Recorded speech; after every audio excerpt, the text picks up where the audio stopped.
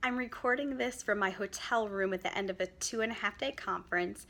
It's the conference I talked about last week, the one where I didn't know anybody and I was preparing to attend. So I thought I would follow up this week and let you know how it went. So the two main strategies I used to prepare were to connect in advance and to make sure I was in the right frame of mind. The connecting in advance worked well.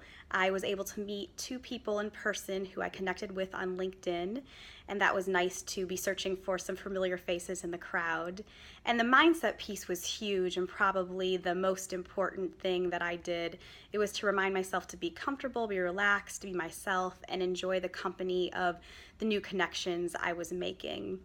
I was also making a lot of observations about introversion and extroversion, which is perfect because that's what I talk about in week 12 of 52 weeks of meaningful connections.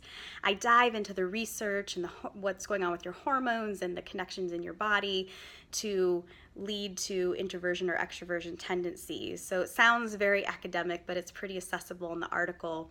And here's how it shows up at an event like the one I was at. So from an introvert perspective, which is where I tend to fall at a conference like this, it meant that I sought out smaller groups of people, one-to-one conversation, quieter surroundings, versus who I was observing as likely the extroverts in the crowd who were in big groups of people, who were ready to go out after the events were all done, who were gathering before and after all the sessions, which were when the times I found myself wanting to get away from the crowd for a while to seek some quiet. Because at the end of these full days, I was exhausted, which tends to happen to introverts because of all the crazy things that are going on in my mind and body, which is what you can read about in the article. So definitely take a look and think about it for yourself. How does this science prove to be true when it comes to your style of connecting at conferences and networking events?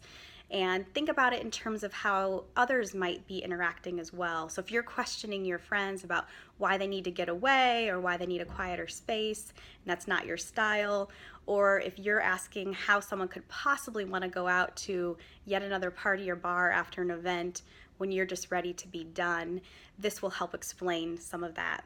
So go check it out. Let me know what you think, and remember to make it a great week. Thank you.